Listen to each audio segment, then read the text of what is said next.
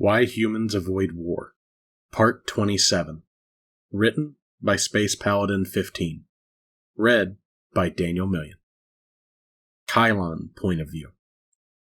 Terran Command had reluctantly furnished a new vessel for us, after determining that the flagship was damaged beyond repair. This one had nicer accommodations, since its primary function was in a diplomatic capacity.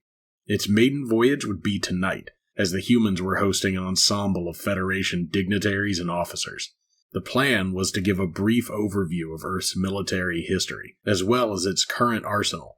The new speaker was making a genuine effort to smooth things over, but I knew it would be difficult.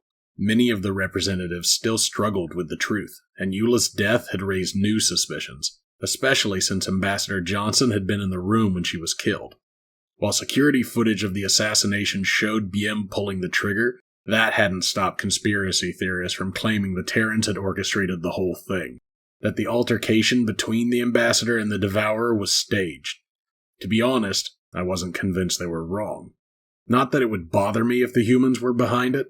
What nagged at me was witnessing my own funeral on television.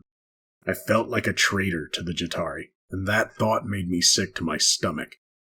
All I wanted was to return home, to reclaim my old life, to stand behind the helm of my own ship one last time. Kylon, you look unwell. I lifted my head, spotting Rykov at the entrance to my quarters. He must have just returned from the capital in advance of tonight's conference.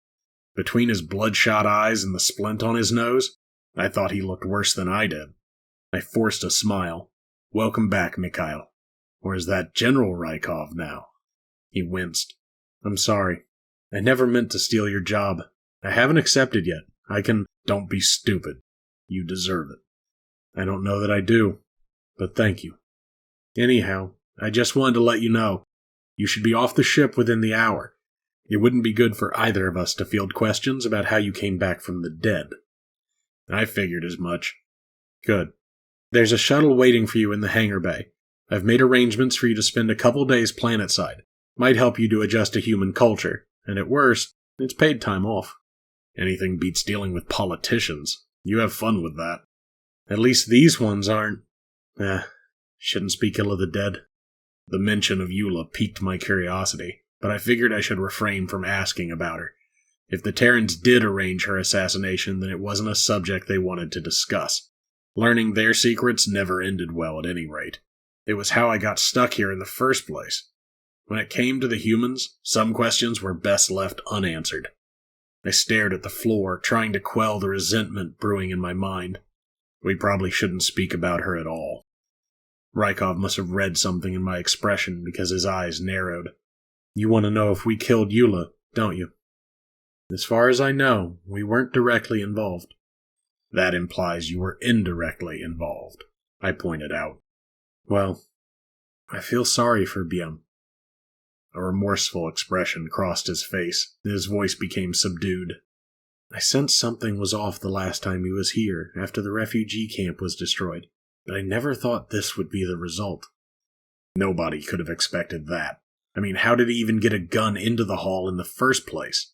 That's the crazy part. He tagged along with the press and slipped the gun into a sound engineer's bag. Security barely gives the media a second glance. Once he got past the metal detectors, he just pickpocketed it back. Clever bastard. Perhaps he has a chance on the run? Maybe. For what it's worth, I hope we never find him. Something tells me you won't look that hard. I think I've already said too much, Kylon.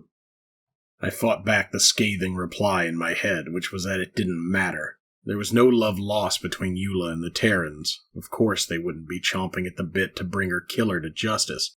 Who was I going to tell that wasn't human anyways? Right then. Well, I suppose this is goodbye, I said. For now. Take care of yourself, all right? With that, Rykov waved farewell and disappeared down the corridor. As solitude presided once more, my longing to reach out to my people grew insatiable. In the name of friendship, could I watch the Terran military, at best, render my species obsolete? Was preserving my image really more important than ensuring the survival of my race? The humans slumbered now, but their history showed what they were capable of under the right circumstances.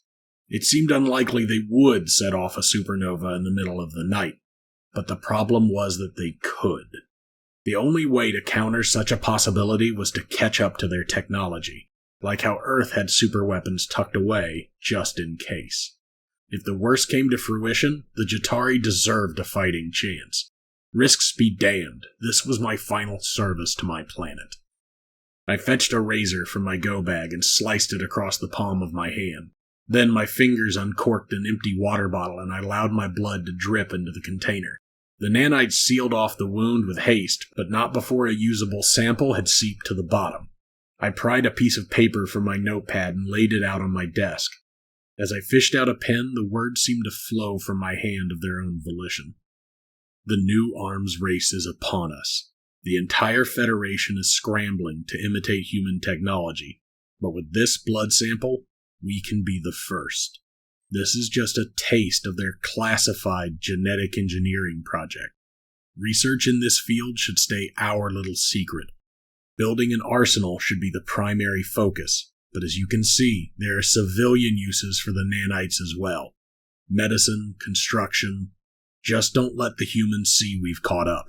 They wouldn't react well to us leveling the playing field. Hell, it might incentivize them to build something worse. Trust me, keep this one off the books. A friend. I folded the note, then attached it to the bottle with a rubber band. A glance at my holopad confirmed the route to the guest chambers. As a newly minted Terran officer, I had clearance to review tonight's guest list as well. Jatari Ambassador Palom was booked for room C-14, which therefore was my destination. The mission was quite simple. Drop off the parcel, then head to the hangar bay for a well-deserved vacation. All I knew as I set off from my quarters was that this felt right. Several humans crossed my path, but they were of no concern.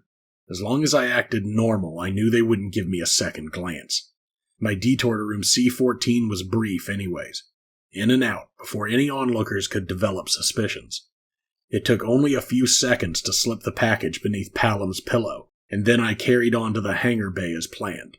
With any luck, the Jatari ambassador would notice my correspondence when he retired to his chambers. Would Commander Rykov understand if what I had done ever came to light? If our roles were reversed, I doubted he would abandon Earth.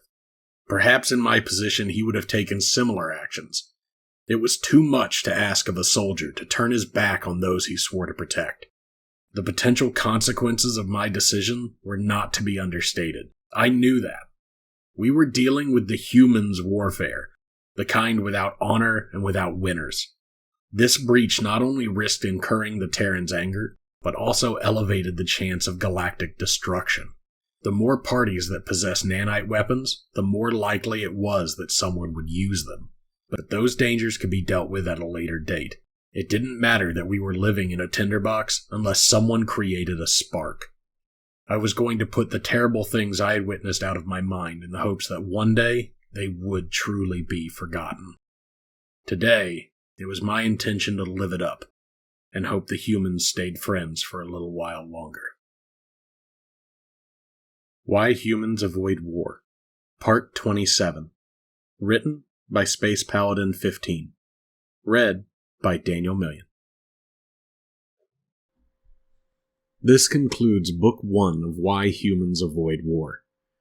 This has been an awesome ride, and I truly enjoyed reading this story and hearing from all of you with your opinions on the story and characters and all of your feedback to this recording. I loved getting into the mindset of characters like Rykov, Kylon, and BM and attempting to feel the emotions that they would have had. It was a fun exploration of what humans can be like and where things could go and what kind of possibilities there are, and just how terrifying we can be sometimes. I want to thank all of you for coming along with me on this journey, and I appreciate every one of you. I know there was a large delay in the last few stories coming out, and I'll most likely be making some changes to upcoming things to make them a bit more manageable for me timescale-wise, so I can keep doing this without huge gaps of time in between stories. Other than that, I just wanted to say thank you all again for being so amazing, and I look forward to continue doing this, and I hope you all keep listening.